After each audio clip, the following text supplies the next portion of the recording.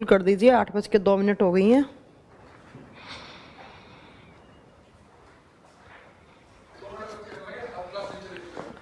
क्या हुआ ma'am? Ma'am ओ भाई,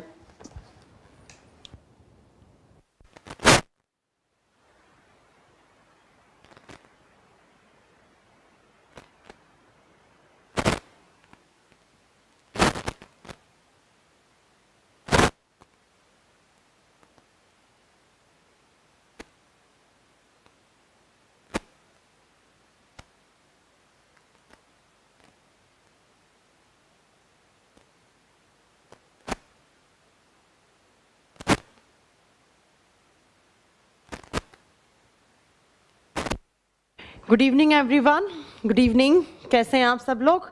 मोहम्मद आशिफ, अंशुल झा, शिवानी सिंह कह रही हैं आज क्लास होगी कि नहीं होगी। क्लास है बेटा, सबकी क्लास है आपकी। चलिए तो आज की क्लास स्टार्ट करते हैं और जल्दी से एक बार बच्चों को नोटिफिकेशन भी भेज दीजिए ताकि बच्चों को ये ना रहे कि क्लास होगी या नहीं होगी। क्लास बिल्कुल होगी बच्चा।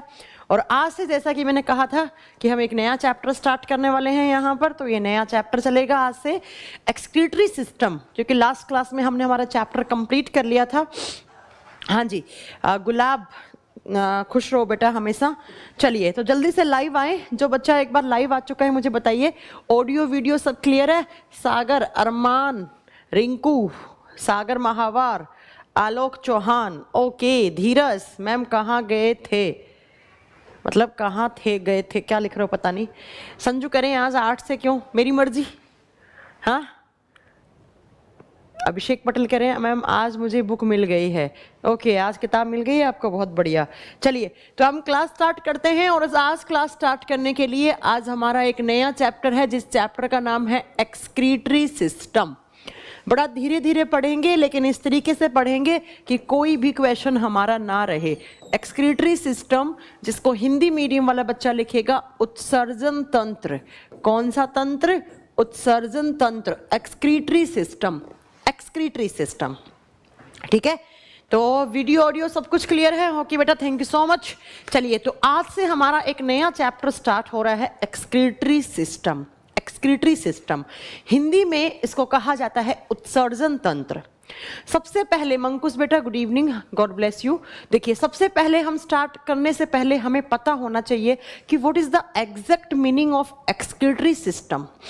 जब कभी आप सिस्टम टर्म देखते हो तो उस सिस्टम टर्म का मतलब क्या होता है? सिस्टम का मतलब होता है group of organs, group of organs.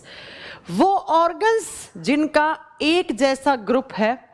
और वो एक जैसा ग्रुप का मीनिंग क्या है? मतलब ऐसे ऑर्गन्स जिनमें सेम से काम होते हैं, जिनके फंक्शंस एक जैसे हैं, ऐसे ऑर्गन्स का ग्रुप जो एक जैसे काम करते हैं। अब क्या काम करते हैं? तो एक्सक्रीटरी सिस्टम, इसका मतलब आप इन ऑर्गन्स के ग्रुप से क्या करवाओगे? एक्सक्रीशन करवाओगे। कहने का मतलब क्या हुआ बच्चों कि हमारे शरीर में, ह्यूमन बॉडी में, मनुष्य के शरीर में ऐसे ऑर्गन्स का ग्रुप जो क्या करवाता है? जो करवाता है एक्सक्रीशन। एक्सक्रीशन का मतलब होता है उत्सर्जन। और उन ऑर्गन्स के ग्रुप को आप क्या बोलते हो? Excretory system. ठीक है, एक्सक्रीटरी सिस्टम। एक बार मैं फिर समझा रही हूं कि what is the meaning of excretory system. वो ऑर्गन्स का ग्रुप, सुमन बेटा पढ़ लीजिए प्लीज। अंकुर सर बोल रहे थे आप आउट ऑफ सिटी जा रहे हो। बेटा परसों जाएंगे, परसों जाएंगे, कल मैं क्लास लूँगी। अंकुर सर नहीं लेंगे लेकिन मैं क्लास लूँगी, तो इसलिए अंकुर सर ने अनाउंसमेंट किया होगा। कोई बात नहीं, वो अंकुर सर तक की बात थी। लेकिन परसों से आपकी छुट्टियाँ होंगी 3 से 4 दिन की, न्यू ईयर की छुट्टी होंगी, नई साल की। उसके बाद नए साल में मिलेंगे हम। तब तक आप लोग रिवाइज कर लीजिएगा और जो करवाया है उनकी प्रैक्टिस कर लीजिएगा। ठीक है, चलिए तो सुनिएगा। ऐसे ऑर्गन्स का ग्रुप जो क्या करवाता हो? एक्सक्रीशन करवाता हो। उन ऑर्गन्स के ग्रुप को हम एक्सक्रीटरी सिस्टम बोलते हैं। एक साथ मिलाकर उनको एक्सक्रीटरी सिस्टम या उत्सर्जन तंत्र बोलते हैं। अब आप सोच रहे होंगे मैम एक्सक्रीशन का मतलब क्या होता है? एक्सक्रीशन का मतलब क्या होता है? Removal of waste product from human body. मनुष्य के शरीर से जितने भी वेस्ट प्रोडक्ट हैं, वेस्ट का मतलब क्या होता है कि अपशिष्ट पदार्थ, जितने भी वेस्ट प्रोडक्ट बनते हैं, वेस्ट प्रोडक्ट्स और वेस्ट प्रोडक्ट्स का मतलब होता है अपशिष्ट पदार्थ। हमारे शरीर में जो भी अपशिष्ट पदार्थ बनते हैं, अब मैम ये अपशिष्ट पदार्थ कहाँ से बनते हैं? बेटा हमारे शरीर में बहुत सारी मेटाबॉलिक रिएक्शंस होती हैं। आप सब जानते हैं हमारे शरीर में बहुत सारी केमिकल रिएक्शंस होती हैं, जैसे डाइजेशन, सर्कुलेशन, रेस्पिरेशन, ये सब क्या है? रासायनिक अभिक्रियाएं हैं। तो जैसे हमारे शरीर में बहुत सारी केमिकल रिएक्शंस होती हैं। आप सोच रहे होंगे केमिकल रिएक्शंस तो हम केमिस्ट्री में पढ़ते हैं। नहीं मेरे प्यारे बच्चों, हमारे शरीर में भी एक दिन में बहुत सारी केमिकल रिएक्शंस होती हैं। हमारे शरीर में भी एक दिन में बहुत सारी केमिकल रिएक्शंस होती हैं। और जब आपने केमिस्ट्री में पढ़ा होगा कि जब दो रिएक्टेंट A प्लस बी, मान लो A प्लस बी दो रिएक्टेंट हैं, दो अभिकारक हैं, और ये दोनों अभिक्रिया करके C और D बना रहे हैं, ये प्रोडक्ट हैं, ये उत्पाद हैं। तो बेटा इन जब A प्लस बी दो रिएक्टेंट, दो अभिकारक आपस में जुड़कर क्रिया करके, केमिकल रिएक्शन करके जब C प्लस डी नामक प्रोडक्ट उत्पाद बनाते हैं, तो बेटा साथ में कुछ ना कुछ वेस्ट प्रोडक्ट बनते हैं। और ये जो वेस्ट प्रोडक्ट होते हैं ये हमारे लिए क्या होते हैं? हार्मफुल होते हैं, ये हमारे लिए नुकसानदायक हैं, इनकी कोई जरूरत नहीं है। इसलिए इन्हीं वेस्ट प्रोडक्ट को क्या करना? रिमूव करना। कहाँ से? हमारे शरीर से। क्या कहलाता है? एक्सक्रीशन कहलाता है। और जो जो ऑर्गन इस प्रोसेस के अंदर इन्वॉल्व रहता है, उन सारे ऑर्गन्स के ग्रुप को हम एक्सक्रीटरी सिस्टम बोलते हैं। उन सारे ऑर्गन्स के ग्रुप को हम क्या बोलेंगे? एक्सक्रीटरी सिस्टम, उत्सर्जन तंत्र। अब आपको समझ में आया होगा कि हमें क्या पढ़ना है। दिव्या कह रही है अभी लाइव क्लास चल रही है। बिल्कुल चल रही है। अच्छा, रवि रंजन कुमार कह रहे थे। दिव्यांशु त्रिपाठी कह रहे हैं मैम क्लास अभी शुरू हुई है। हाँ जी बेटा, 5 मिनट पहले। अब सुनिए जरा ध्यान से, मैंने कहा हम पढ़ेंगे एक्सक्रीटरी सिस्टम। तो आपके दिमाग में तुरंत आया होगा मैम क्या पढ़ने वाले हैं हम इस सिस्टम में? तो आप बताएंगे कि हमारा शरीर, हमारा जो शरीर है, हमारे शरीर का जो ढांचा है, इसमें बहुत सारी मेटाबॉलिक रिएक्शंस होती हैं, बहुत सारी केमिकल रिएक्शंस होती हैं एक दिन में। और बेटा जब जब केमिकल रिएक्शन होती है तो वहां पर प्रोडक्ट, उत्पाद के साथ कुछ वेस्ट प्रोडक्ट बनते हैं, कुछ अपशिष्ट पदार्थ बनते हैं। और वो हमारे लिए क्या हो सकते हैं? हमारे लिए हार्मफुल, हमारे लिए नुकसानदायक हो सकते हैं। अगर वो हमारे शरीर के अंदर रहे तो हमारे ऑर्गन्स को डैमेज करना लग जाएंगे, वो हमारे ऑर्गन्स को नुकसान पहुंचाने लग जाएंगे। इसीलिए हमारी मजबूरी है कि उन अपशिष्ट पदार्थों को, उन वेस्ट प्रोडक्ट को रिमूव करना पड़ेगा हमें। तो उसी रिमूव करने की प्रोसेस को हम क्या बोलते हैं? एक्सक्रीशन। और जो जो ऑर्गन करवाता है उन सारे ऑर्गन के ग्रुप को, उन अंगों के समूह को हम क्या बोलते हैं? उत्सर्जन तंत्र या एक्सक्रीटरी सिस्टम। समझ में आ गई होगी। हमें वो ऑर्गन पढ़ना है जिस ऑर्गन के थ्रू क्या होता होगा? एक्सक्रीशन होता होगा। एंड एक्सक्रीशन का मीनिंग क्या हो गया? Removal of waste product from human body. अब बात ये आती है बेटा, अब बात ये आती है कि मैम वो कौन कौन से ऑर्गन हैं जो हम यहाँ पढ़ने वाले हैं। तो आप में से बहुत सारे बच्चों से अगर मैं ये पूछना चाहूँ तो आप मुझे बताएंगे कि मैम एक्सक्रीटरी सिस्टम में तो हम किडनी पढ़ते हैं, हम गुर्दों के बारे में पढ़ते हैं, लेकिन मैं ये बोलूँगी कि सिर्फ एक्सक्रीटरी सिस्टम में किडनी नहीं आता है। अगर हम बात करें तो हमारे शरीर के अंदर मेजर 4 ऑर्गन माने जाते हैं एक्सक्रीटरी सिस्टम के।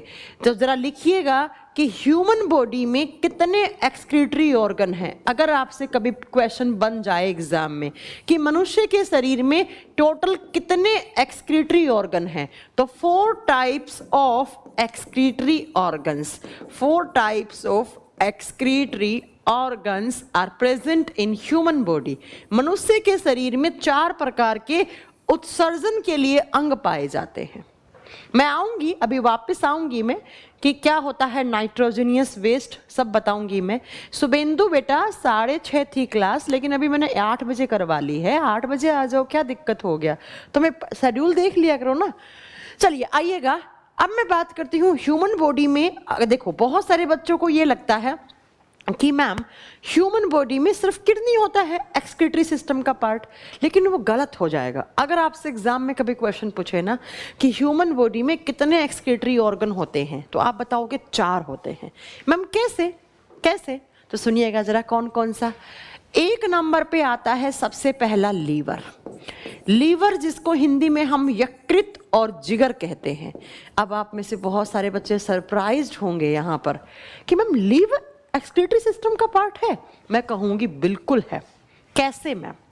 मैंने कहा एक्सक्रीशन क्या होता है? कोई भी चीज जो वेस्ट है हमारे बॉडी में और वो हमें नुकसान पहुंचा रही है, वही एक्सक्रीशन है। उसको रिमूव करना ही क्या है? एक्सक्रीशन है। तो लीवर बेटा फॉर्मेशन करता है किसका? यूरिया का।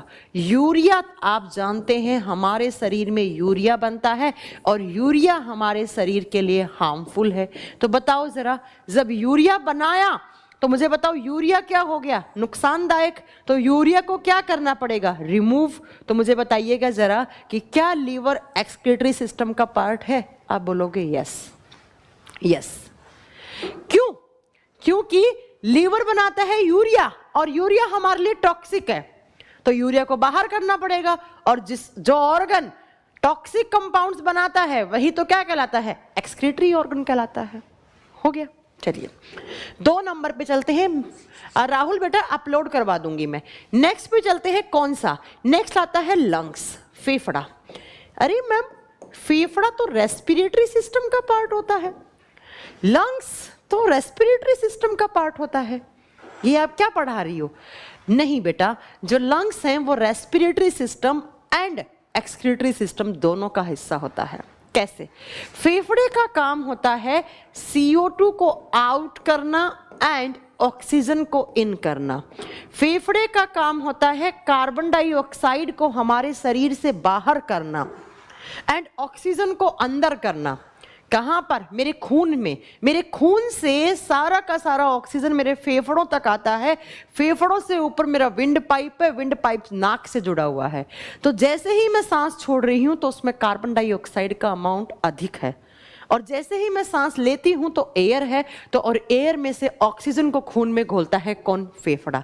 तो बेटा CO2 क्या हमारे बॉडी के लिए हार्मफुल है मैम? यस।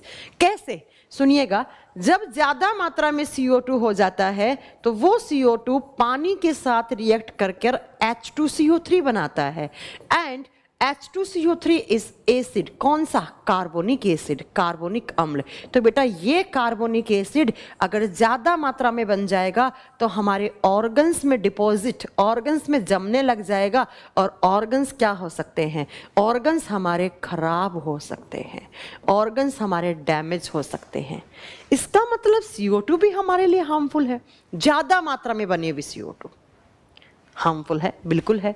अब CO2 को आउट कौन करता है? फेफड़ा। तो फेफड़ा बेटा यहां से आप बताओगे कि किसी भी चीज का एक्सेस अमाउंट में बनना और वो चीज हमारे शरीर के नुकसान पहुंचा रही है और उसको बाहर करने में कोई ऑर्गन का हाथ है, तो आप सब जानते हैं कि वो क्या कहलाएगा? आपका क्या होगा? एक्सक्रीटरी ऑर्गन होगा। समझ में आ गया? तो अगर आपसे एग्जाम में पूछ ले कि लंग्स कौन कौन से सिस्टम का हिस्सा है, तो बेटा रेस्पिरेटरी सिस्टम में तो फेफड़ा पढ़ोगे ही पढ़ोगे, लेकिन आप बताओगे फेफड़े से कार्बन डाइऑक्साइड आउट होता है। तो आप बताइए जरा, पहला वेस्ट क्या बना? यहां से पहला वेस्ट प्रोडक्ट क्या बन गया? यूरिया, जो हार्मफुल है, और जो बाहर निकल रहा है वही तो क्या है? वेस्ट प्रोडक्ट है।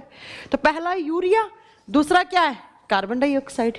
चलिए तीसरे एक्सक्रीटरी ऑर्गन के बारे में बात करते हैं। यहां लिखती हूं नीचे ना, नंबरिंग दे देते हैं हम इसको 1 नंबर, इसको 2 नंबर, अब 3 नंबर पे देते हैं हम हमारे किसको? स्किन को।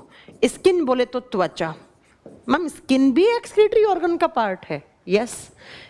अनीता हेलो बेटा, आप बताइएगा जरा कि स्किन किस तरीके से एक्सक्रीटरी ऑर्गन का हिस्सा है? कोई बता सकता है मुझे? स्किन से क्या निकलता है? स्किन से निकलता है स्वेट, पसीना। और बेटा पसीने में क्या होते हैं? पसीने में होते हैं excess ions. Excess ion, excess मतलब अधिक मात्रा के आयन, एंड थोड़ा बहुत जो ज्यादा मात्रा में क्या है? पानी। तो पानी और आयंस के बैलेंस के लिए जो स्वेट है उसका निकलना जरूरी है। समझ में आया? तो स्किन ने क्या किया? स्वेट को, पसीने को बाहर निकाला। और बेटा अगर पसीना अंदर रहता तो ये आयंस की मात्रा इम्बैलेंस हो जाती। तो जरा बताइएगा मुझे कि यहां से स्किन हमारा क्या बना? एक्सक्रीटरी ऑर्गन बना। मैम एक्सक्रीटरी ऑर्गन बना मैम, समझ में आ गया। चलिए अब बात करते हैं नेक्स्ट एक्सक्रीटरी ऑर्गन की बात करेंगे 4 नंबर पर, तब आएगा आपका किडनी। अब आएगा हमारा किडनी, किडनीज या किडनी एक लिखोगे तो किडनी, और किडनी को हिंदी में वृक्क कहा जाता है। वैसे हम कॉमन भाषा में गुर्दे वगैरह बोलते हैं, तो बोल सकते हो आप, है ना। चलिएगा सुनिएगा, किडनी, आप मेरी बात सुनिएगा। इन चारों में से मेन इन चारों में से मेन एक्सक्रीटरी ऑर्गन कौन है? किडनी। ये एग्जाम में क्वेश्चन आ सकता है कि मेन पार्ट कौन है एक्सक्रीटरी सिस्टम का, तब आपका आंसर क्या होगा? किडनी। तब आपका आंसर क्या होगा? किडनी, गुर्दे होगा। ठीक है, अब सुनिएगा मेरा नेक्स्ट पॉइंट। क्या अब सुनिएगा मेरा नेक्स्ट पॉइंट, मैम किडनी क्या बनाता है? जो किडनी को आपने एक्सक्रीटरी सिस्टम का हिस्सा माना, बेटा किडनी फॉर्मेशन करता है किसका? तो ध्यान से सुनिएगा, किडनी फॉर्मेशन करता है यूरिन का। यूरिन का मतलब मूत्र या आपका पेशाब। तो क्या मैम हमारे शरीर के लिए यूरिन हार्मफुल है? हाँ जी बिल्कुल है हार्मफुल। क्यों है हार्मफुल? क्योंकि आपकी यूरिन में क्या क्या होता है, ध्यान से सुन लेना मेरी इस बात को। आपके पेशाब में, आपके यूरिन में अमोनिया होता है। अगर अमोनिया अंदर रहा तो किडनी को ही ले डूबेगा। और आपकी यूरिन में होता है यूरिक एसिड, यूरिक अम्ल, ये भी नुकसानदायक है। यूरिक अम्ल ज्यादा होने पर हमारे घुटनों के अंदर जाकर जम जाता है और घुटनों में और जॉइंट्स में दर्द होने लग जाता है। तो बेटा नुकसानदायक है या नहीं है? मैम बिल्कुल है। और यूरिन में होता है यूरिया। तो जरा मुझे बताइएगा कि ये भी काम का है? ये यूरिया का काम का है? नहीं, यूरिया भी हमारे किडनीज वगैरह को, हमारे ऑर्गन्स को डैमेज कर सकता है। नेक्स्ट सुनिएगा, अगला क्या है? Ammonia, uric acid, urea, and 4 number पर आता है क्रिएटिनाइन। मैम बाकी सब तो ठीक था, व्हाट इज क्रिएटिनाइन? ये क्रिएटिनाइन क्या है? इसको हिंदी में भी क्रिएटिनाइन ही बोलेंगे। क्रिएटिनाइन। बेटा होता क्या है, हमारी जो बोन्स एंड मसल्स होती हैं, मांसपेशी और जो हड्डी होती है ना हमारी, उनके अंदर एक पिगमेंट पाया जाता है। पिगमेंट का मतलब होता है वर्णक। कौन सा? तो क्रिएटिनाइन फॉस्फेट। कौन सा? तो क्रिएटिनाइन फॉस्फेट नामक एक पिगमेंट प्रेजेंट होता है किसके अंदर? तो आप बताओगे हमारी हड्डियां और मांसपेशियां के अंदर। और जब ये क्रिएटिनाइन फॉस्फेट टूटता है, जब इसका ब्रेकडाउन होता है, तब मेरे प्यारे बच्चों तब बनता है क्रिएटिनाइन। और ये क्रिएटिनाइन अगर आपके शरीर से बाहर नहीं गया तो आपके खून को खराब कर देगा, आपके किडनी को खराब कर देगा, आपकी हड्डियों को खराब कर देगा। तो एग्जाम में क्वेश्चन क्या आता है कि क्रिएटिनाइन किसके टूटने से बनता है? क्रिएटिनाइन फॉस्फेट नामक पिगमेंट के टूटने से बनता है। नेक्स्ट, ये क्रिएटिनाइन फॉस्फेट कहां प्रेजेंट होता है? हमारी बोन्स एंड मसल्स में। And next question, creatinine, urea, uric acid, ammonia, ये सब किसके अंदर होते हैं? आपकी पेशाब, आपके यूरिन के अंदर होते हैं। इसीलिए यूरिन का एक्सक्रीशन बहुत जरूरी है। अगर यूरिन नहीं निकला ना तो ये सब हमारे बॉडी को लेकर बैठ जाएंगे, सब हमारे शरीर को खा जाएंगे। खाने का मतलब सब हमारे शरीर को नुकसान पहुंचाएंगे। तो जरा मुझे बताइए, यूरिन को बाहर करना जरूरी है या नहीं? मैम बहुत जरूरी है। पेशाब का उत्सर्जन बहुत जरूरी है। और यूरिन का फॉर्मेशन किसने किया? किडनी ने। तो मुझे बताइए, जब आपकी यूरिन में इतनी सारी चीजें हैं और इन सारी चीजों को क्या करना है? रिमूव। और इन सब चीजों को रिमूव कौन करवा रहा है? किडनी, गुर्दे। तो मुझे बताओ, गुर्दे मेन एक्सक्रीटरी ऑर्गन है या नहीं? यस मैम बिल्कुल है। यस मैम बिल्कुल है। अब मैंने क्या पढ़ाया अभी तक की क्लास में, एक बार फिर से सुनो, फिर और अच्छे से समझाऊंगी। मैंने कहा कि आज हम स्टार्ट करेंगे एक्सक्रीटरी सिस्टम, उत्सर्जन तंत्र। फिर मैंने कहा कि what is the meaning of excretory system. तो बेटा मैंने बताया कि हमारे शरीर में बहुत सारी केमिकल रिएक्शंस होती हैं, और जब जब केमिकल रिएक्शंस होती हैं तब तब प्रोडक्ट के साथ कुछ वेस्ट प्रोडक्ट भी बन जाते हैं, और उन्हीं वेस्ट प्रोडक्ट को हमारे शरीर से बाहर रिमूव करना, हमारे शरीर से बाहर निकालना क्या कहलाता है? एक्सक्रीशन, उत्सर्जन कहलाता है। अगर आपसे एग्जाम में क्वेश्चन पूछ ले कि why excretion is necessary for living beings, आप क्या बोलोगे? अगर एक्सक्रीशन नहीं होगा तो बेटा वेस्ट प्रोडक्ट हमारे शरीर में बढ़ते जाएंगे, बढ़ते जाएंगे, बढ़ते जाएंगे, आप मर जाओगे। किसी इंसान के किडनी खराब होते हैं तो आप समझते हो ना, मर जाएगा वो इंसान, क्योंकि उस इंसान के अंदर पेशाब नहीं बनेगा, और पेशाब नहीं बनेगा तो समझ रहे हो यूरिया, यूरिन, यूरिक एसिड जम जाएगा, बेचारे को 100 तरीके की बीमारियां हो जाएंगी और वो मर जाएगा अल्टीमेटली। इसीलिए एक्सक्रीशन लिविंग्स के लिए बहुत ही अच्छा एक कैरेक्टर माना जाता है। तो जरा मुझे बताइएगा कि वेस्ट प्रोडक्ट को रिमूव करना ही एक्सक्रीशन कहलाता है, और जो जो ऑर्गन इसके अंदर आता है उन सबको मिलाकर हम एक्सक्रीटरी सिस्टम बोलते हैं। आप पूछे कि हमारे शरीर में कितने एक्सक्रीटरी ऑर्गन हैं, तो एक मत कराना, गलत हो जाएगा। आप क्या बताओगे? In human body 4 types of excretory organs are present.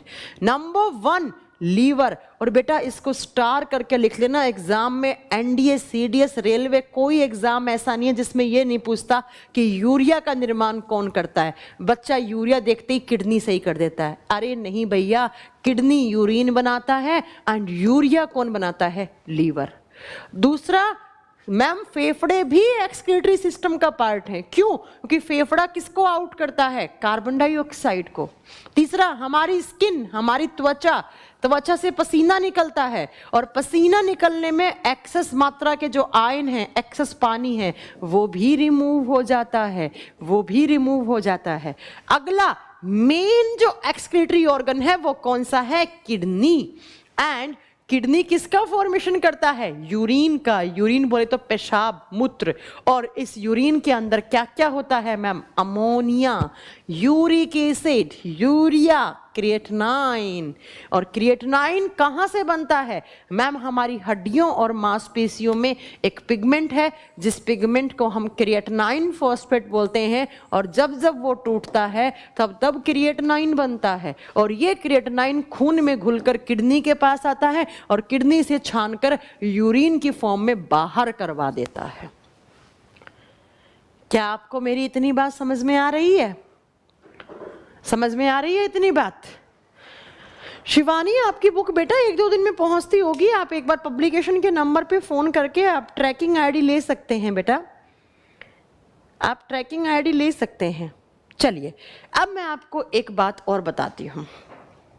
जब हम बात करते हैं ह्यूमन बॉडी की, ध्यान से सुनना बेटा मेरा इस सेंटेंस को, जब हम बात करते हैं मानव के शरीर में, तो मानव के शरीर में मेनली जो वेस्ट प्रोडक्ट होते हैं वो होते हैं nitrogenous waste product. Nitrogenous waste product.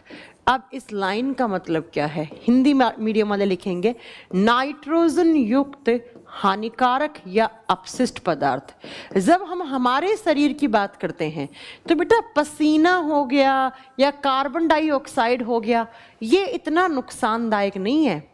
सबसे ज्यादा कौन नुकसानदायक है? तो सुनिए, जिनके अंदर नाइट्रोजन का अमाउंट ज्यादा है, जैसे अमोनिया। अमोनिया का फॉर्मूला क्या होता है? NH3। ये हमारे लिए नुकसानदायक है। जैसे यूरिक एसिड बेटा, यूरिक एसिड, जैसे यूरिया NH2CO NH2 परसों के एग्जाम में आया था, NTPC रेलवे के एग्जाम में यूरिया का फॉर्मूला। नेक्स्ट बेटा क्रिएटिनाइन फॉस्फेट, क्रिएटिनाइन फॉस्फेट। तो ये मैंने क्यों बताया, इसका क्या पर्पस था बताने का? आपसे एग्जाम में पूछ ले, कोई भले मानस ने एग्जाम आपका पेपर सेट कर दिया, तो बेटा आपसे पूछ ले कि मनुष्य के शरीर में किस प्रकार का वेस्ट प्रोडक्ट बनते हैं, आप बताओगे नाइट्रोजीनियस वेस्ट प्रोडक्ट। क्या मतलब है? जिनके अंदर नाइट्रोजन का मान अधिक है। जैसे बेटा कौन कौन से? Ammonia, uric acid, urea, creatinine phosphate and they all are present in your पेशाब। आपके यूरिन में सब कुछ होता है, इसीलिए आपके यूरिन को बाहर निकालना बहुत जरूरी है।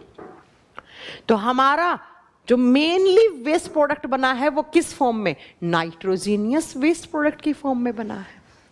अरे बोलो हाँ या ना। तो अब आप एक प्रॉपर डेफिनेशन क्या तैयार कर सकते हैं? Removal of nitrogenous waste products from human body is known as excretion. Nitrogen युक्त यौगिकों का मनुष्य के शरीर से बाहर निकलना क्या कहलाता है? उत्सर्जन कहलाता है। उत्सर्जन कहलाता है। और कितने ऑर्गन्स हैं? 4। कौन कौन सा? फेफड़ा, दूसरा कौन? आपका लीवर, तीसरा कौन? स्किन, चौथा कौन सा? किडनी। मेन कौन सा? किडनी। इसलिए हमें मेन कौन सा पढ़ना पड़ेगा? किडनी। मेरी बात समझ में आई? चलिए मैम, आप बोल रही हैं कि ह्यूमन बॉडी का excretory system nitrogenous waste product की फॉर्म में होता है। तो क्या इस सेंटेंस से मैं ये समझूं कि अलग अलग जीवों के अंदर अलग अलग क्या एक्सक्रीटरी प्रोडक्ट बनते हैं? मैं कहूंगी यस। डिफरेंट लिविंग बींग्स के अंदर जितने भी आपके जीव जंतु हैं उनके अंदर अलग अलग प्रकार का क्या बनता है? एक्सक्रीटरी प्रोडक्ट बनता है। और इसी एक्सक्रीटरी प्रोडक्ट के आधार पर हम जो लिविंग्स हैं उनको अलग अलग भागों में बांटते हैं। मतलब उनके जो वेस्ट प्रोडक्ट बन रहे हैं उसी के आधार पर कि किसमें कौन सा वेस्ट प्रोडक्ट बन रहा है, उसी के आधार पर हम क्या करते हैं? जीवों को अलग अलग भागों में बांटते हैं। बेटा सुनिए, कौन कौन सा? 1 नंबर पे लिखेंगे अमोनोटैलिक। आपसे एग्जाम्पल पूछेगा इसका। अमोनोटैलिक हिंदी में सेम नाम होता है अमोनोटैलिक। अमोनोटैलिक। अब इस अमोनोटैलिक की डेफिनेशन क्या है? हाँ, इस अमोनोटैलिक की डेफिनेशन क्या है? ऐसे जीव जिनके एक्सक्रीटरी कंपाउंड्स में सबसे ज्यादा अमोनिया का अमाउंट होता है, उसे क्या कहा जाता है? उसे क्या कहा जाता है? आप बताओगे बेटा? अमोनोटैलिक। वर्ड में ही मैम मेरा वीओडी में ट्रांसफर निरस्त करवा लीजिए अगर आपका एग्जाम है तो। बेटा देखो, ऐसे जीव जिसका एक्सक्रीटरी कंपाउंड, जिनका एक्सक्रीटरी कंपाउंड क्या हो? अमोनिया हो, तो उनको हम किस कैटेगरी में रखेंगे? आप बताओगे बेटा? अमोनोटैलिक कैटेगरी में। अमोनोटैलिक की कैटेगरी में, है ना। अब बात करते हैं मैम इसका एग्जाम्पल कौन आता है? बेटा मैं आपको बता देती हूं, अमोनिया जो रिलीज करते हैं वो बहुत ही ज्यादा टॉक्सिक एनिमल्स माने जाते हैं। अमोनिया हाईली टॉक्सिक है। और ये किस में होता है? तो इन जीवों के अंदर कैसे बनती है अमोनिया? तो बेटा जो आपका NH2 है, NH2, जब इस NH2 के अंदर एक हाइड्रोजन और ऐड होता है तो NH3 बनता है और इसी को हम अमोनिया बोलते हैं। लेकिन ये जो रिएक्शन है ना, इस रिएक्शन को होने के लिए बहुत ज़्यादा पानी की ज़रूरत होती है।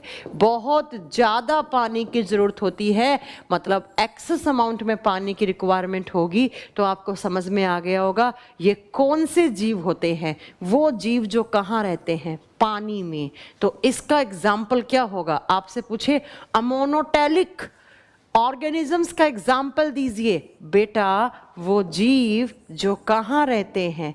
Aquatic animals. अब एक्वेटिक एनिमल्स का एग्जाम्पल लिख सकते हो। सबसे अच्छा जलीय जीव एग्जाम्पल फिशेस, मछलियाँ। तो जरा बताओ मछली क्या एक्सक्रीट आउट करती हैं? अमोनिया। मछली कहाँ रहती है? पानी में। तो मछली को किस कैटेगरी में रख दूं? अमोनोटैलिक। क्या आपको मेरी परिभाषा समझ में आई है? हाँ जी, क्या आपको मेरी बात समझ में आई है? याद रख लोगे? हाँ जी। एग्जाम में क्वेश्चन कैसे पूछेगा प्रियंका? बेटा एग्जाम में क्वेश्चन पूछेगा कि फिशेस को एक्सक्रीटरी कंपाउंड के आधार पर किस ग्रुप में बांटते हैं? Ammonotelic, ammonotelic. चलिए नेक्स्ट चलते हैं। नेक्स्ट इसके बाद अमोनोटैलिक को यहां रख देते हैं छोटा सा, आपको समझ में आ जाए। दूसरे होते हैं बेटा यूरियोटैलिक। कौन से? यूरियोटैलिक, नाम से ही समझ में आ रहा होगा, यूरियोटैलिक, जिनका एक्सक्रीटरी कंपाउंड क्या हो, जिनका उत्सर्जी यौगिक क्या हो, यूरिया हो। ऐसे जीव जो किसको रिमूव करें? यूरिया को। जिनके एक्सक्रीशन में किसकी मात्रा अधिक हो? यूरिया की। वो क्या कहलाते हैं? यूरियोटैलिक। और बेटा यूरियोटैलिक भी, यूरिया भी टॉक्सिक है, लेकिन इससे क्या है? इस अमोनिया से कम हानिकारक है। इस अमोनिया से क्या है? कम हानिकारक है। ये लेस टॉक्सिक है। किसके कंपैरिजन में? आप बताओगे अमोनिया के कंपैरिजन में थोड़ा कम हानिकारक होता है। और इसीलिए यूरिया बनने के लिए थोड़ा कम पानी की आवश्यकता होती है। तो ये जीव धरती पर रहते हैं। और सबसे अच्छा एग्जाम्पल बेटा मैमल्स, मैमल्स, स्तनधारी जितने भी मैमल्स हैं। अब मैमल्स का मतलब क्या क्या हो गया? गाय, भैंस, घोड़ा, बकरी और कुत्ता, हिरण, ये सब किस में आते हैं? मैमल्स में। एंड हम लोग भी किस में आते हैं? मैमल्स में। तो बताओ जरा हमारा एक्सक्रीटरी कंपाउंड क्या होना चाहिए? यूरिया। और हमें किस कैटेगरी में रखना चाहिए? यूरियोटैलिक। एग्जाम में क्वेश्चन आएगा कि ह्यूमंस को एक्सक्रीटरी कंपाउंड के आधार पर किस कैटेगरी में बांटा जाता है? आप क्या बताओगे? आप क्या बताओगे? Ureotelic, ureotelic. तो 2 नंबर हो गया मैम। अमोनोटैलिक, यूरियोटैलिक यहां फेंक दो। 3 नंबर पे चलते हैं यूरिकोटैलिक। 3 नंबर पे चलते हैं यूरिकोटैलिक। कौन सा? यूरिकोटैलिक। अब यूरिकोटैलिक का मतलब क्या है? ऐसे जीव जिनका एक्सक्रीटरी कंपाउंड, मैं क्वेश्चंस साथ साथ में करवा रही हूं, प्लीज नोट करते जाना क्वेश्चंस। एक्सक्रीटरी कंपाउंड क्या हो? जिनका एक्सक्रीटरी कंपाउंड हो यूरिक एसिड, यूरिक अम्ल। क्या हो? यूरिक अम्ल। वो क्या कहलाते हैं? वो कहलाते हैं यूरिकोटैलिक। वो क्या कहलाते हैं? यूरिकोटैलिक। शिवानी कह रही है कि लीवर यूरिया का फॉर्मेशन क्यों करता है? शिवानी, आपने ह्यूमन न्यूट्रिशन पढ़ा है क्या हमसे? अगर पढ़ा होगा तो आपको समझ में आएगा बेटा।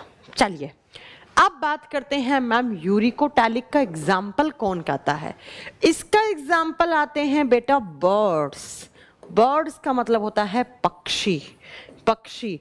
और इसका एग्जाम्पल आते हैं रेप्टाइल्स। रेप्टाइल्स का मतलब होता है जो रेंग कर चलते हैं, सरीसर्प, जैसे सांप, जैसे छिपकली। यहां पर आंसर आता है। समझ में आया? हो गया 3 कैटेगरी। तो आप बताइएगा जरा बर्ड्स को हम किस कैटेगरी में रखते हैं? यूरिकोटैलिक। ह्यूमन बीइंग को किस कैटेगरी में? यूरियोटैलिक। मछलियों को अमोनोटैलिक। मैम कोई और भी कैटेगरी है क्या? एक कैटेगरी और है। जनरली बुक्स में ये 3 ही मिलेंगी आपको, लेकिन आपको एक और। शिवानी, तो आप जब ये पढ़ोगे ना मेरी प्यारी बेटी, सुनो, जब मैं तुम्हें पढ़ाऊंगी ना ह्यूमन न्यूट्रिशन, तब मैं आपको बताऊंगी कि जब ज़्यादा आपके शरीर में प्रोटीन हो जाता है तो उस एक्सेस प्रोटीन हमारे शरीर में जाकर टूटता है किसके फॉर्म में? अमोनिया की फॉर्म में, अमोनिया की फॉर्म में। और फिर वही अमोनिया और कुछ आयन मिलकर आपके शरीर में किसका फॉर्मेशन कर लेते हैं? यूरिया का। इसीलिए लीवर यूरिया का फॉर्मेशन करता है। आइए नेक्स्ट 4 नंबर पर। 4 नंबर पर आता है, वो आता है गुआनोटैलिक। गुआनोटैलिक ऑर्गेनिजम्स, गुआनोटैलिक ऑर्गेनिजम्स। हिंदी में सेम नाम है गुआनोटैलिक जीव। मैम ये क्या नया बवाला है? ऐसे ऑर्गेनिजम्स जिनका एक्सक्रीटरी कंपाउंड क्या हो, ग्वानीन हो। क्या हो, ग्वानीन। अरे मैम ये ग्वानीन क्या होता है, अरे मैम ये ग्वानीन क्या होता है। ग्वानीन, जब मैं आपको डीएनए आरएनए की स्ट्रक्चर करवाऊंगी ना, तब मैं आपको बताऊंगी वहां पर कि adenosine, guanine, thymine, cytosine, these all are nitrogenous base. तो बेटा जहां जहां नाइट्रोजन आएगा वो तो हार्मफुल होगा ना, तो ये क्या है, एक नाइट्रोजन युक्त क्षार है और ये भी हार्मफुल होता है। और जो जो जीव इसको रिमूव करता है उसको हम ग्वानोटैलिक बोलते हैं। उसको हम क्या बोलते हैं, ग्वानोटैलिक बोलते हैं। एग्जाम्पल बहुत ही ज्यादा मेन है बेटा, बहुत पीसीएस वगैरह के बच्चों के लिए, एनडीए सीडीएस के लिए बेटा 2 ही एग्जाम्पल आता है। पहला है बिच्छू, स्कॉर्पियन, दूसरा है मकड़ी, स्पाइडर्स। जो स्कॉर्पियन एंड जो स्पाइडर्स आते हैं उनका एक्सक्रीटरी कंपाउंड क्या होता है, ग्वानीन। तो वो किस कैटेगरी में आते हैं, ग्वानोटैलिक कैटेगरी में आते हैं। एक बार जरा बताओ कि हमने एक्सक्रीटरी कंपाउंड के आधार पर जीवों को कितने भागों में बांटा। मैम हमने 4 भागों में। कौन कौन से वो 4 भाग हैं, अमोनोटैलिक, ग्वानोटैलिक, यूरियोटैलिक, यूरिकोटैलिक। हो गया। एक्सक्रीशन होता क्या है, कौन कौन से ऑर्गन्स उसमें इन्वॉल्व रहते हैं, पढ़ा दिया। एंड एक्सक्रीशन के आधार पर जीवों को कितनी कैटेगरी में डिवाइड करते हैं बता दिया। अनसुलझा अगर आपने एक कमेंट और करा तो आपका नंबर यहां से मैं ब्लॉक करवा दूंगी। आप मुझसे टीआरएच हार्मोन के बारे में पूछ रहे हैं, हार्मोन मैं पढ़ा चुकी हूँ, उसी क्लास में आप मुझसे पूछते तो मैं वहाँ पर आपका डाउट क्लियर कर देती। मैं 1 घंटे से आपके कमेंट्स हैं उनको अवॉइड करते जा रही हूँ, लेकिन आप बार बार करते जा रहे हैं। फिर मत कहना मैनेजमेंट ने आपका नंबर ब्लॉक कर दिया। तो 50 से ज़्यादा बार बोल चुकी हूँ, जब मैं पढ़ाती हूँ तो मेरे से डाउट ना पूछे करें, अगर पूछें तो उसी चैप्टर का पूछे जो मैं पढ़ा रही हूँ, वरना डाउट क्लास के लिए छोड़ दें या क्लास के एंड में 5 मिनट में पूछ लें, क्योंकि डाउट आपका है, हज़ारों बच्चों का नहीं है। तुम्हारी वजह से होम ट्यूशन नहीं चल रहा है कि मैं एक एक बच्चे पे ध्यान दूंगी, ये तुम्हारी वजह से बाकी बच्चों को डिस्टर्ब नहीं कर सकती। ठीक है अंशुल, तुम बहुत बार ऐसी प्रॉब्लम क्रिएट करते हो क्लास में, मुझे तुम्हारा नाम भी याद है, लेकिन अगली बार से अगर प्रॉब्लम की तो मैं आपका नंबर मैनेजमेंट से ब्लॉक करवा दूंगी। I am really sorry. चलिए, एक्सक्रीशन की डेफिनेशन पढ़ी, कितने ऑर्गन्स है वो पढ़े, कितने कैटेगरी में डिवाइड करते हैं वो पढ़े। अब हम पढ़ेंगे बेटा क्या, अब हम पढ़ेंगे human excretory organ.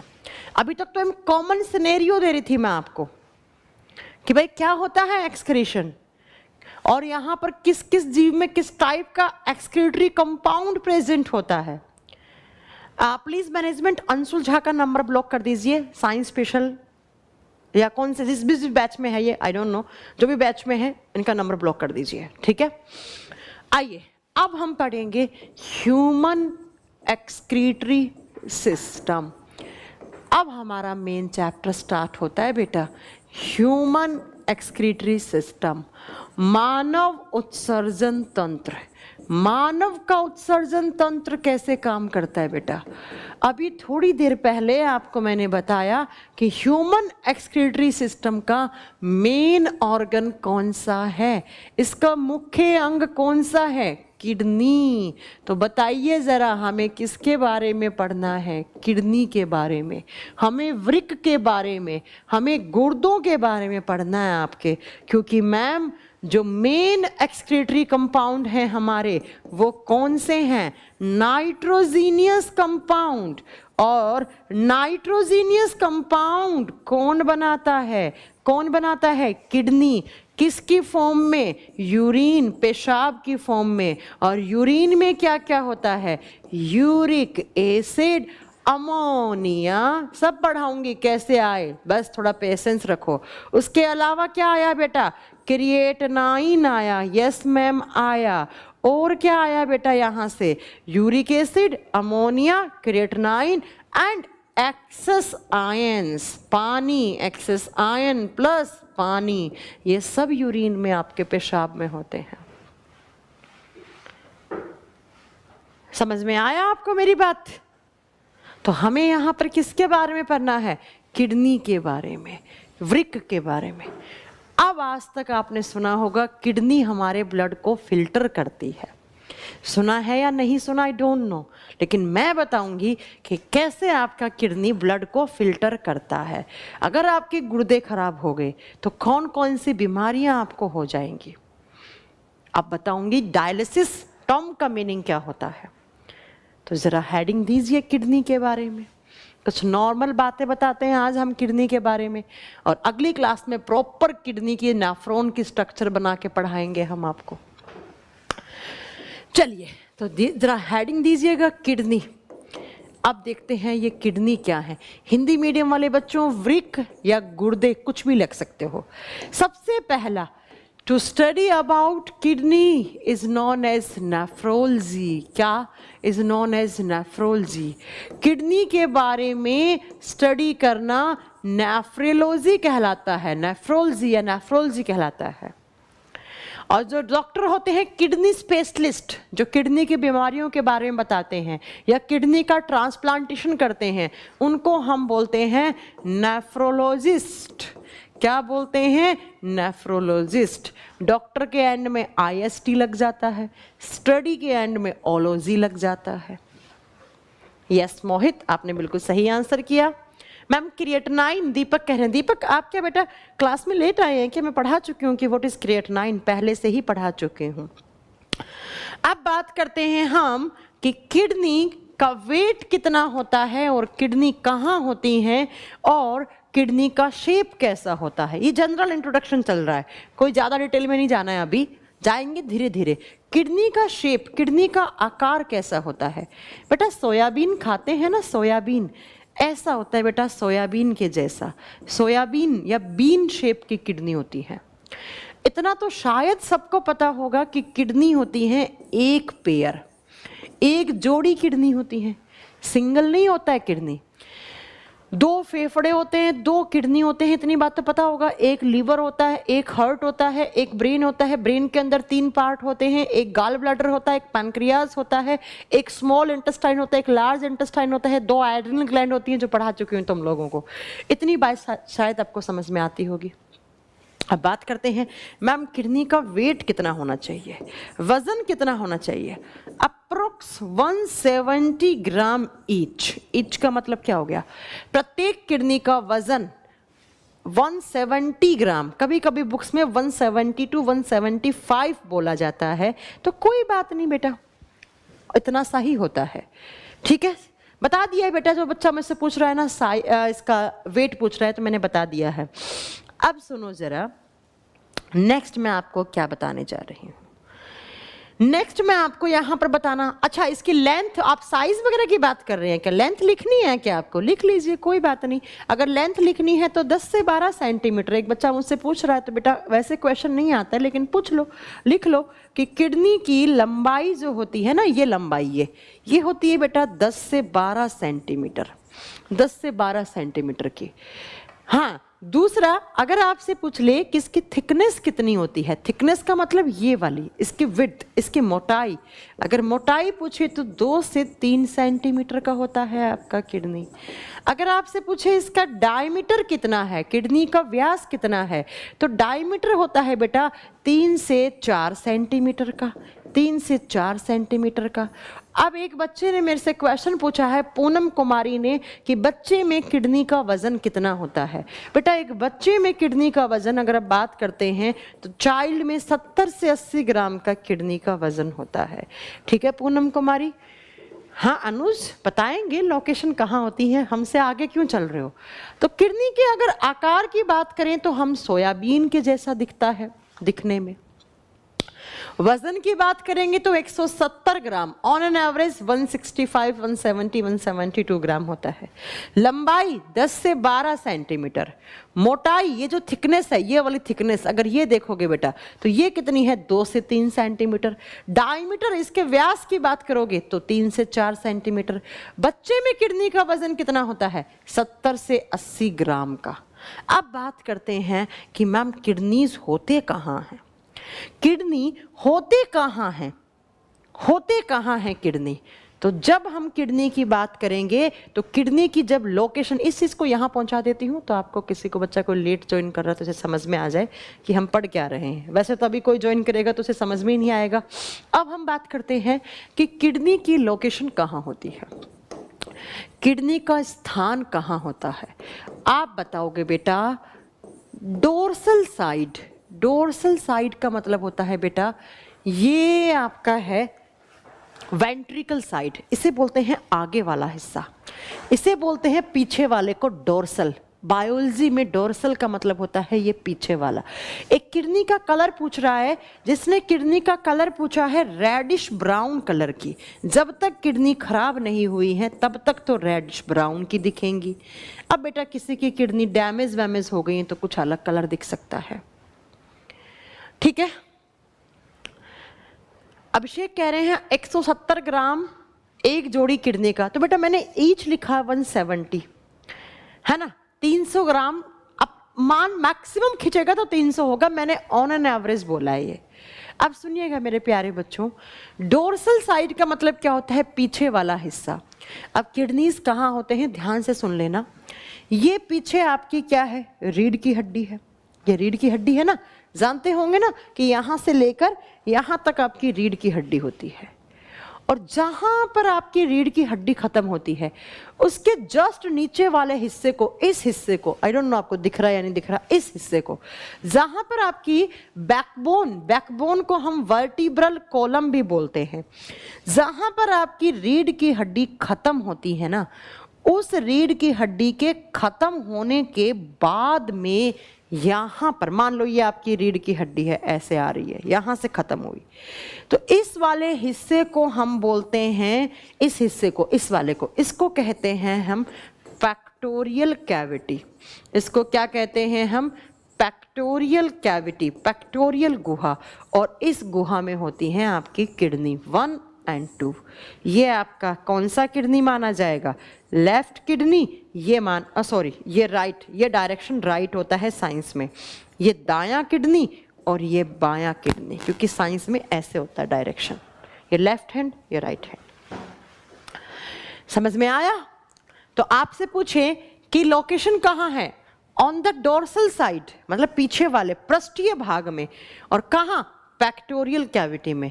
Pectoral cavity क्या होती है, जहां पर बैकबोन खत्म होता है यहां तक, इसके पीछे वाले हिस्से को हम पेक्टोरियल गुहा कहते हैं।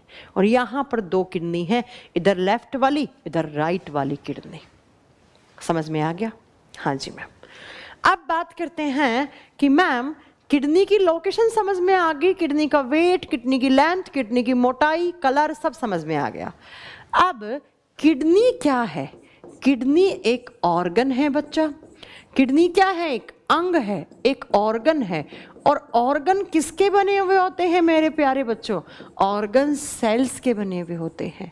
ऑर्गन्स, सेल्स हमारे शरीर की सबसे छोटी इकाई है, इसी से हमारे ऑर्गन मिलकर बनते हैं। अब मुझे बताइए कि किडनी के अंदर जो सेल्स होती हैं, ऐसे मेरी किडनी है, ये किडनी किसी ना किसी सेल्स तो मिलकर बना होगा। ऐसे आपके पृष्ठीय भाग, डोर्सल का हिंदी पृष्ठीय भाग होता है, किडनी के अंदर ऐसे बेटा मिलियंस में सेल्स होती हैं। और इन सेल्स को नाम देते हैं हम नेफ्रॉन। नेफ्रॉन, हिंदी में नेफ्रॉन लिखिए या लिखिए वृक्काणु, वृक्काणु।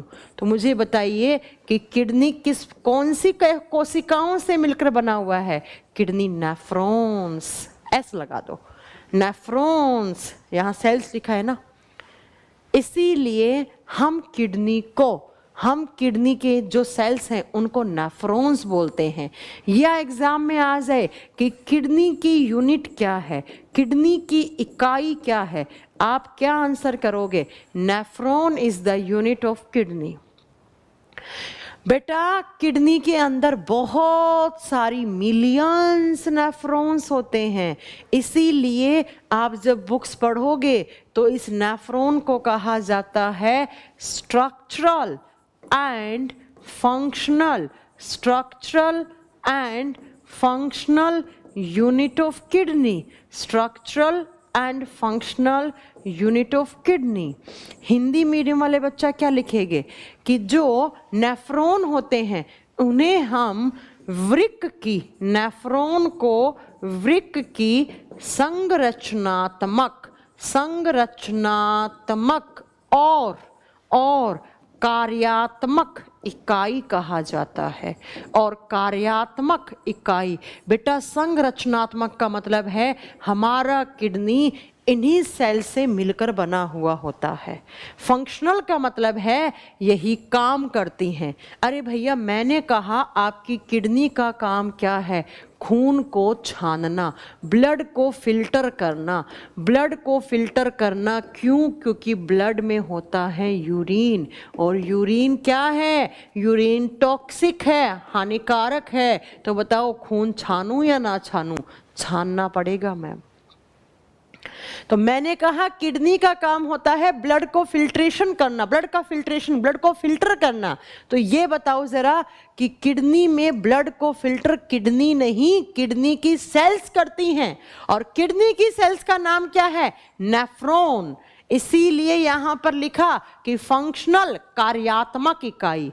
किडनी इन्हीं की मिलकर बनी हुई है और यही किडनी में काम करती हैं। तो मुझे बताओ खून कहाँ छनता है किडनी में? किडनी में खून छनता है किडनी के नेफ्रॉन्स में। कहाँ पर छनता है? किडनी के नेफ्रॉन्स में। इसीलिए बेटा नेफ्रॉन को हम structural and functional unit of kidney कहते हैं। एक बच्चे ने क्वेश्चन पूछा मुझसे, क्या पूछा कि मैम किडनी के अंदर कितने नेफ्रॉन होते हैं? अप्रोक्स बेटा 1 मिलियन नेफ्रॉन किडनी के अंदर एक किडनी में होते हैं। 1 मिलियन नेफ्रॉन एक किडनी में होते हैं, है ना? तो 1 मिलियन नेफ्रॉन एक किडनी में है। अब आप सोच रहे होंगे कि मैम 170 ग्राम का किडनी, इतना छोटा सा, और 170 ग्राम में क्या 1 मिलियन नेफ्रॉन। सोच रहे होंगे एक नेफ्रॉन कितना छोटा होगा। इसीलिए अगर आपको नेफ्रॉन देखना है, नेफ्रॉन क्या है? सेल्स। तो क्या सेल्स को आप ऐसे खुली नग्न आंखों से देख सकते हो? नहीं। सेल्स को देखने के लिए क्या चाहिए होगा? Electron microscope. तो बताइए जरा नेफ्रॉन को हम किसको देख सकते हैं? किससे देख सकते हैं? माइक्रोस्कोप के थ्रू, सूक्ष्मदर्शी के थ्रू आप देख सकते हैं नेफ्रॉन को। ऐसे नहीं दिखेगा नेफ्रॉन। तो मेरा पॉइंट क्लियर हो रहा है आपको? नहीं हो रहा? फिर आइए एक बार देखो मेरे प्यारे बच्चों, ध्यान से सुन लेना। किडनी का काम क्या? ब्लड को फिल्टर करना। किडनी कौन से प्रोसेस पे काम करती है? फिल्ट्रेशन। फिल्ट्रेशन का मतलब होता है छानना। किसको छानना? ब्लड को छानना। क्यों छाना ब्लड में? क्योंकि ब्लड में कुछ तो हैं अच्छे प्रोडक्ट। अच्छे बोले तो खून में आरबीसी, डब्ल्यूबीसी, प्लेटलेट्स, प्लाज्मा, ये तो अच्छे होते हैं। लेकिन ब्लड में कुछ बुरे भी होते हैं। बुरे का मतलब जो क्या है? टॉक्सिक। कौन है बेटा? यूरिन। यूरिन का मतलब क्या? पेशाब। और यूरिन में क्या क्या है मैम? यूरिक एसिड, आपका अमोनिया, उसके बाद यूरिया, उसके बाद क्रिएटिनाइन, ज़्यादा मात्रा का पानी, ज़्यादा मात्रा के आयंस। तो बेटा यूरिन क्या है? पेशाब क्या है? टॉक्सिक। और खून के अंदर अच्छा क्या है? RBC, WBC, platelets. तो बताइए जरा कि हमें खून को छानना पड़ेगा कि नहीं पड़ेगा? हाँ जी मैम, ये अच्छे तो हमारे शरीर को रिक्वायरमेंट है खून की, क्योंकि खून में आरबीसी, डब्ल्यूबीसी वगैरह होते हैं, लेकिन इसकी रिक्वायरमेंट तो नहीं है। तो बेटा खून को छानने का काम कौन करेगा? किडनी। लेकिन किडनी में कौन करता है? नेफ्रॉन। और मैं एक नेफ्रॉन की स्ट्रक्चर पढ़ाऊंगी आपको। आप सुनो ध्यान से कैसे खून छनता है। एक ओवरव्यू दे रही हूं कि यूरिन का पाथवे क्या होता है, कैसे यूरिन बाहर आता है छन के। ध्यान से सुनना, ध्यान से बेटा। प्यूरिफिकेशन का मतलब होता है gases exchange Anita, and filtration का मतलब होता है ब्लड का पानी से ब्लड का यूरिन से अलग होना, या यूरिन का छन्ना खून में से। ओके अनीता, आप सुनिए बेटा कैसे। देखो, एक किडनी, या थोड़ा सा इसको ऊपर और करते हैं, इसको रिमूव भी कर देते हैं हम, हमें पूरे बोर्ड की रिक्वायरमेंट है। एक किडनी ऐसे मेरा, आपके भी ऐसे ही हैं, सबके ऐसे ही हैं बेटा। एक किडनी ऐसे मेरा, है ना, दोनों किडनी ऐसे हैं।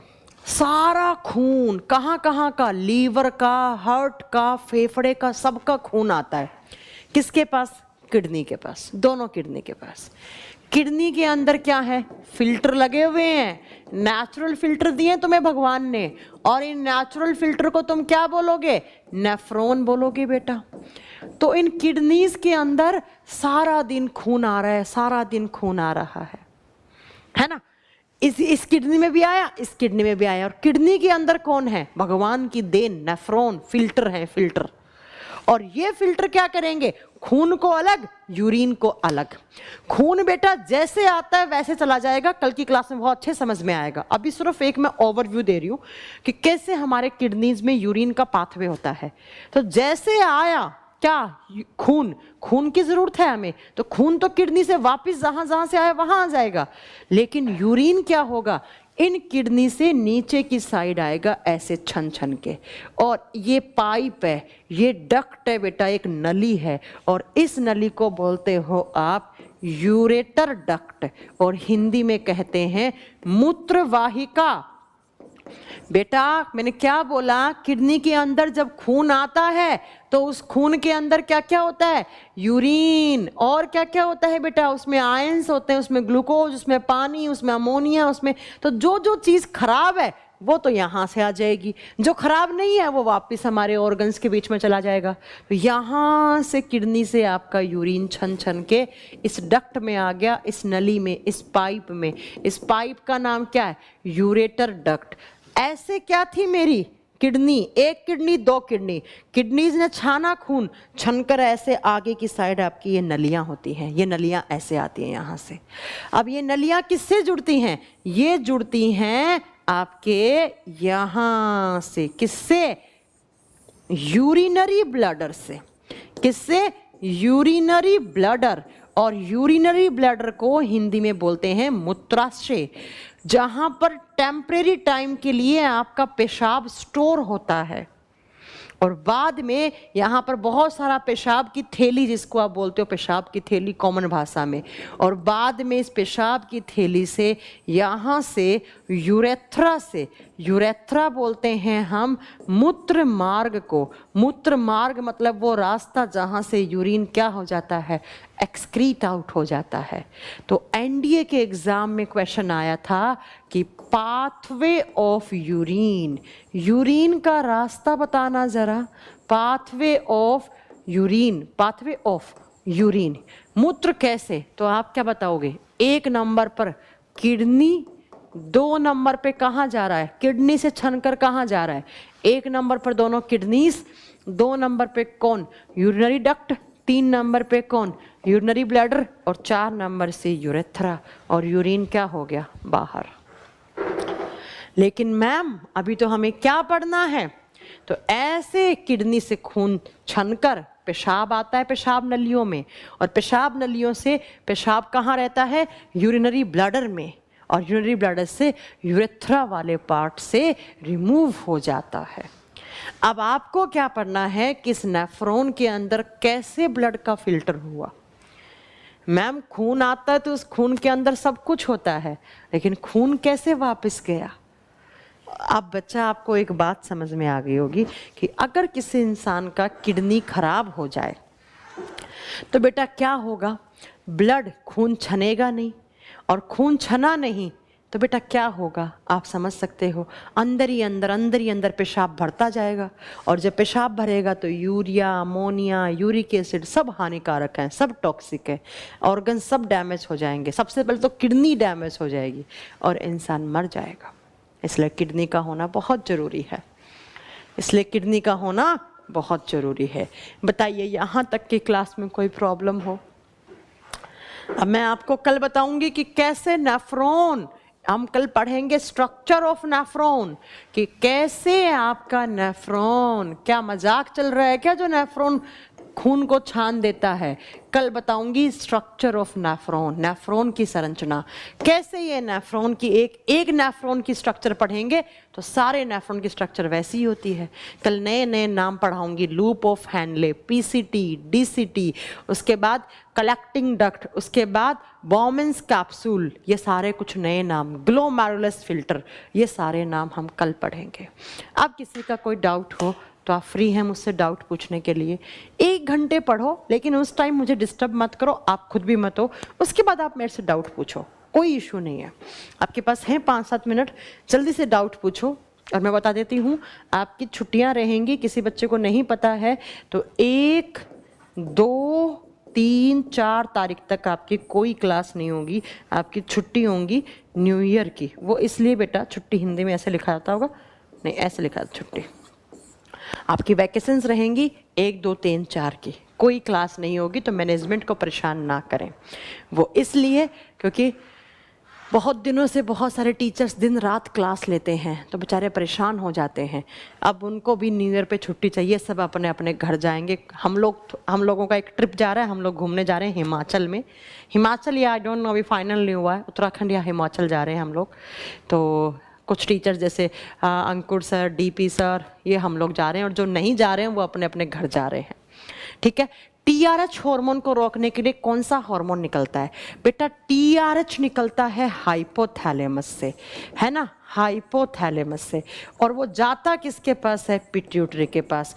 पिट्यूटरी क्या करता है? उसे भेजता है थायराइड ग्लैंड के पास। तो मुझे एक बात बताओ कि यहाँ से हाइपोथैलेमस ने सिग्नल दिया किसको? पिट्यूटरी को। तो बेटा पिट्यूटरी ने किसको सिग्नल दिया? थायराइड को। अब क्या होता है कि इस टीआरएच ने जाकर स्टिमुलेट करा हाइपोथैलेमस को, हाइपोथैलेमस ने पिट्यूटरी को। पिट्यूटरी सिर्फ थायराइड को सिग्नल देती है, किसके लिए? हार्मोन बनाने के लिए। उसको बंद करने के लिए नहीं देती, क्योंकि थायराइड ग्लैंड के पास हार्मोन ऑलमोस्ट 90 डेज तक ये अपने हार्मोन को अपने पास रखता है, बंद करता ही नहीं है। उसके बाद निकाल देगा, फिर वापस सिग्नल आएगा, फिर बनाएगा, फिर निकल जाएगा। ऐसे चेरापूंजी जा रहे हैं अभिषेक पटेल। हम लोगों का प्लान है बेटा, हम लोग जाएंगे उत्तराखंड में, या तो चोपटा नाम की जगह है, शायद आपने सुनी हो, या एक औली नाम की जगह है, या हम लोग हिमाचल में कसोल साइड जाएंगे। क्योंकि यार बहुत पढ़ा लिया, ये खोपड़ा फट जाता है, इसलिए कभी कभी हम लोगों को भी एप्लीकेशन पर कहते हैं मैम प्लीज बुक के लिए पेमेंट की है। ठीक है अनीता, मैं पता करवाती हूँ आपकी बुक का। ठीक है। वो type of virus is corona virus, RNA virus. Corona RNA virus है बेटा, आरएनए वायरस है। ठीक है। तो इसलिए 1, 2, 3, 4 को छुट्टी नहीं होगी, लेकिन मैं कल क्लास लेकर जाऊंगी ताकि आप लोगों का कोई नुकसान ना हो। उसके बाद क्लास नहीं होगी, आज अनाउंसमेंट कर देती हूँ, कल नहीं करूंगी, बार बार नहीं, है ना। तो हाँ, किडनी में स्टोन बन जाता है, सब पढ़ाऊंगी, कैसे बनता है, कहाँ फंस जाता है, सब। मोहम्मद आसिफ आप भी चलिए हमारे पास, आप सबका स्वागत है, बिल्कुल चलिए, आपका वेलकम है। देखो न्यू ईयर ऐसा होता है ना, इस साल बहुत कितना स्ट्रेस से गुजरे हैं, आप भी जानते हैं बेटा, है ना। तो आप थोड़ा बहुत जाते जाते इस साल को बाय बाय कर देते हैं अच्छे से पूरी टीम के साथ, इसलिए हम लोग जा रहे हैं। अंशुल मैं नाराज़ इसलिए होती हूँ क्योंकि जब मैं पढ़ा रही हूँ तो मुझे कोई डिस्टर्ब करता है तो मुझसे बर्दाश्त नहीं होता, है ना। गोल्डन राइस बताएंगे बेटा आपको, गोल्डन राइस बताएंगे, जेनेटिक इंजीनियरिंग के थ्रू बनते हैं और विटामिन ए का सबसे अच्छा सोर्स होता है। जिन लोगों में विटामिन ए की कमी होती है उनको गोल्डन राइस खाना चाहिए। ठीक है। पीडीएफ बेटा चैप्टर खत्म होने के बाद मिलता है। हो गया राजेश, क्या हो गया? प्लीज क्यों बोल रहे हैं आप? अनीता आपकी बुक चेक करवाती हूँ। अनीता नाम से ये क्या तुम्हारी book? Ma'am chemistry special batch कब आएगा? बेटा आप छुट्टियों के बाद नई जगह जाएंगे। हाँ ओली, ओली OULY स्पेलिंग होती है, जो भी होती है, आई डोंट नो। तो देखते हैं हम ओली चौपटा का एक ट्रिप बना सकते हैं, या हम कसोल मणिकरण और वो उधर का टोस्ट वगैरह का एक ट्रिप बना सकते हैं। And happy new year in advance. इस साल बहुत कुछ झेला है हमने, बहुत सारे लोगों ने अपने लोगों को खोया है ड्यू टू कोरोना वायरस। तो मुझे लगता है कि अगर हम सबसे पहले तो अपने अपने भगवान को थैंक यू बोलना कि हम लोग जिंदा हैं, वही बहुत है। मिलियन तो लोग मर गए होंगे कोरोना की वजह से, मिलियन तो नहीं मरे होंगे क्या, मर गए होंगे क्या, मुझे लगता है ऑल ओवर इंडिया में तो बहुत सफ़र कर रहे होंगे मिलियंस। तो बेटा इसलिए 4 दिन छुट्टी रहेगी आपकी, कोई क्लास नहीं होगी। उसके बाद मिलेंगे हम अगले सेशन में 5 तारीख को। कल लूँगी मैं आपकी क्लास, ठीक है, कल लूँगी। हेलो, हाँ जी केशव जी।